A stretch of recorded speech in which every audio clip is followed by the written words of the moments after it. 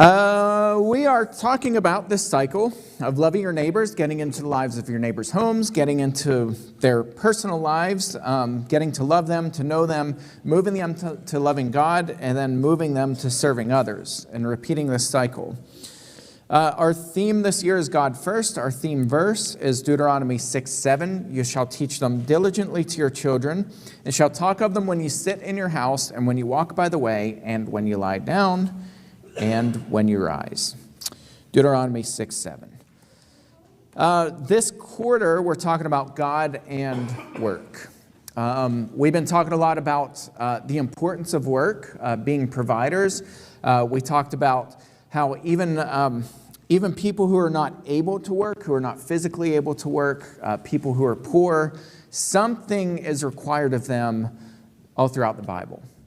We cannot just hold our hand out and expect other people to give to us. Everybody is required to pull our own weight as much as we're able to. This week we're talking about rest, and probably for a couple weeks we're talking about that. That's going to be a theme. I'm speaking at Camp Manatani for a men's retreat in September. That's going to be the theme there. That's going to be our theme at the pig roast. We're talking about rest.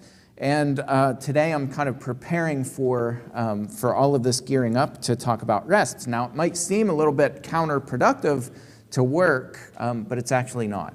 We are expected to work very hard, but rest is also a very biblical idea. So my question is, what do you do for rest? When do you find it? What do you do for rest? Do you take rest? I often joke with Natalie. She sometimes will see me like working in these endless cycles, and she'll say, "When are you going to stop? When are you going to rest?" And I joke and I say, "When I'm dead." Well, not really the best method, right? Like, this kind of rest is better than this kind of rest. I just preached a funeral for a friend of mine, his wife who passed away. We were praying for the Myers family. I preached a funeral for Joyce Myers. Some of you probably knew her from Berlin. And at the funeral, I stepped aside, and her brother-in-law, Steve, got up and spoke. And after he was done talking, he said, "I'm going to give a public service announcement from Joyce." And he said, I know that she would want people to hear this message, and so he said, "I'm going to speak on her behalf." He said, "Take care of yourselves." He's like, she didn't preach, or she didn't live what she preached, and she always took care of people. She was a nurse for decades. Her whole life was dedicated to helping people. And he said she didn't listen to her own preaching.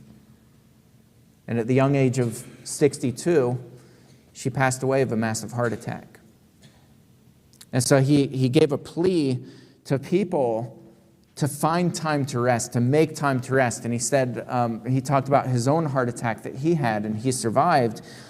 And he said, I'm a type A personality. And he said something that kind of made me think a little bit, because I'm very much a type A personality, just always have to be moving and going and working and just a spaz constantly. And he said, you know, on the subways, when they put the signs up, you know, find a seat, move aside, leave the handrails available for people. He said that's for type A personalities like me. Because he said when we get on there, we're in such a hurry to get off that we'll just flank people out of the way because we want to get on and get off. And he said, don't be like that all the time. Take time to rest. And it's such a biblical concept. And we often don't do that. Jesus said this. We're all familiar with this passage. Jesus said this in Matthew 11, 28 through 30. He said, "Come to me, all who labor and are heavy laden, and I will give you rest. Take my yoke upon you and learn from me, for I am gentle and lowly in heart, and you will find rest for your souls. For my yoke is easy and my burden is light." This is soul rest. We're not just talking about physical rest for the sake of recuperating so we can jump right back up and do it all over again. It's the idea of soul rest, and that's what Sabbath is about. We've talked about Sabbath here. I've done sermons on Sabbath. Finding time to rest and making time to rest and being disciplined to find time to rest and to do it often is really important to find rest for your souls. You ever notice that, and we're talking about in the workplace, there are some people who are just constantly irritable. You can actually feel their stress. Charles and I were talking before. He was dropping like these problems on me, and deep theological problems. And we were talking about the disciples in the garden, and they were so exhausted from sorrow. And the exhaustion, which is interesting, we were talking about the timing. It was coming up to the Passover, and during the Passover, people were supposed to be excited. It's a time to celebrate. It's weeks of celebration. And so the disciples were exhausted, probably in most part because they absorbed Jesus' sorrow. They absorbed in, they felt, they didn't fully know that Jesus was going to die, though he had said it multiple times. I think the timing to them, they didn't really know it was going to happen that night, and so I think they were really caught off guard. But they could feel Jesus' sorrow. They absorbed that sorrow, and in the same way, when we're in the workplace, we absorb people's tension. We absorb when people are irritable. We absorb when people are stressed out. We absorb that whenever they're constantly anxious and worried and endlessly exhausted and consumed. We absorb that. And there's not a restful soul when all we do is work. And it's interesting, I looked up the most productive countries in the world, and you can shout this out, but where roughly do you think the USA ranks? Pretty low?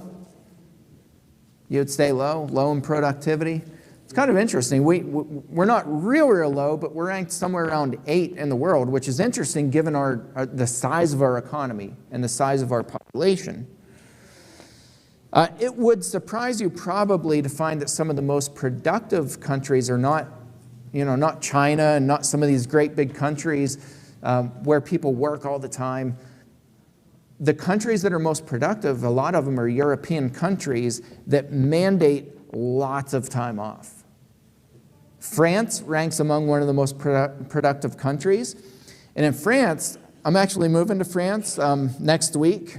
After I found out a little bit about France, they mandate that workers cannot check email after work hours. It's illegal. They're not allowed to check work email after hours. They also shut down factories in summer months. They shut down bakeries and coffee shops. They shut down for months, and they actually have written into law where they have skeleton crews to keep them open enough just so that people coming and going and people traveling can actually find food. But for the whole summer, they take off. They rest a lot. And I know, sayonara. It's interesting, though. It's an interesting concept because the countries that find and make time to rest are among the most productive. And it makes sense if you really think about it scripturally, because Jesus is telling people, those of you who labor and you're heavy laden and you're anxious and you're just constantly working, come to me and I'll give you rest. And that rest will be for your souls. He's not telling people to stop working. If you think of the idea of a yoke, I've mentioned this so many times here. A yoke is something that you put across 2 necks. They would put a yoke across 2 oxen and yoke them together so that there was help. There was an equal pulling of weight. So Jesus isn't saying, climb on my back. I'll piggyback ride you across the finish line. He's saying, no, take my yoke upon you. I'm working, and my work is easy. My yoke is easy. My burden is light. Take my yoke, put it on you, and let's walk this together. Because that rest for your souls is important, because I fear that too many people are winding up here. And it's really important because we get one shot at this life, this side of eternity. We got one chance. And the interesting thing is the mortality rate, last time I checked, is 100%. We all will die. The question is, when will we die and how will we die? And I don't want to wind up, and I don't want any of us to wind up being people who just work, and never rest, and we take on the burdens of other people, and then we die at a young age. There are other scriptures, lots of other scriptures. I'm only going to read a smattering of them, but Philippians chapter 4 through 7, Paul says this, "Rejoice in the Lord always. Again, I will say rejoice. Let your reasonableness be known to everyone. The Lord is at hand. Do not be anxious about anything, but in everything by prayer and supplication with thanksgiving, let your requests be made known to God. And the peace of God, which surpasses all understanding, will guard your hearts and your minds in Christ Jesus." Now, I don't think Paul's saying to, never be anxious, and if you're anxious, then you're not really a Christian, and you don't pray enough, and you don't have enough faith in God. I don't think Paul's saying that at all, because Paul talks about himself being anxious. Paul was anxious. Paul certainly experienced times of anxiousness. Paul says in 2 Corinthians chapter 1, we despaired of life itself. They thought they were going to die. There are certainly times where Paul was very anxious. But I think what Paul's saying, the heart of the message is,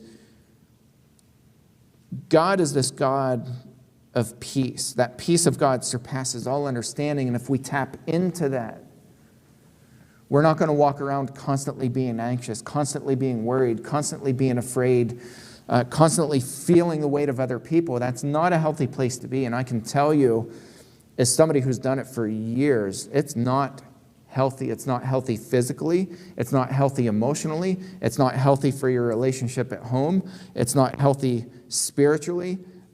When all you ever do is take on and absorb that sorrow from other people, it's just not good. And we all need time to rest. It's a biblical idea.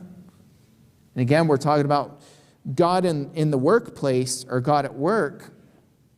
And if we're constantly on edge, and we're constantly anxious, and we're constantly worried, and we're constantly just this ball of fear and anxiety, you're going to find people do this. And we want to be people who look like the hands and the feet of Jesus. We want to be that peaceful anchor for people. And we can certainly do that if we find rest for our souls. And it's not that hard to do. It's just a discipline. And this morning I woke up and I saw the sun shining, and I was like I overslept. It's just, we're tired. We've been running the past week, past couple weeks, and so I was tired and overslept, and so my first inclination was jump out of bed and get ready, and we have a potluck and we have ministry meetings and we have blah, blah, blah, blah. But instead I was like, you know what, the sun's shining. I'm gonna make my coffee. I'm gonna sit on the deck for 30 minutes, and I went out. I sat in the sun and just listened to the birds chirp. We have bird seed across the handrail of the deck. And this one bird just kept coming back, and it was 3 feet from me. And just listening to the birds sing brought me here in a much better frame of mind than if I would have jumped out of bed and been going. We need that time to rest. It's so biblical. The psalm that Cameron read this morning for us, Psalm 127:2, it is in vain that you rise up early and go late to rest. It's that work around the clock. You're doing that in vain. Eating the bread of anxious toil, for he gives to his beloved sleep. God gives us sleep as a gift. It really is a gift from God. He gives us that, and so let's not squander that, and let's not forsake sleep so that we work around the clock. That's pretty much the message for today. I want us to go out and enjoy the next week. Take time to rest. Take time with your families. Take walks. Take hikes. I was sitting around thinking about this morning as I was outside on the deck.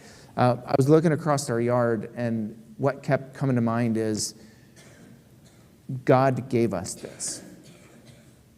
Our home, our yard, the scenery, the trees, the birds.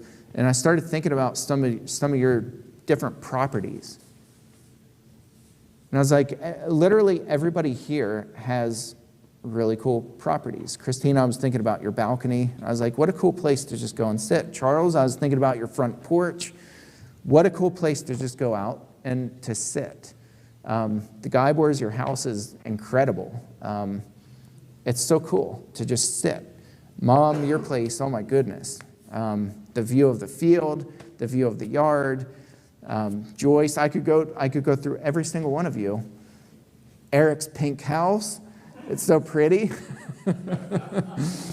We all have these really cool places. Let's take time to enjoy them. God gifted us with those places. God gifted us with that. Let's take time to rest and enjoy and kick back with our families and renew our spirits. Jared's going to lead us in this song. If there's anybody who has not yet taken that time to put Christ on a baptism and is ready to do so, we'd invite you. Or if you have prayer needs, we'd love for you to come up and for us to pray over you.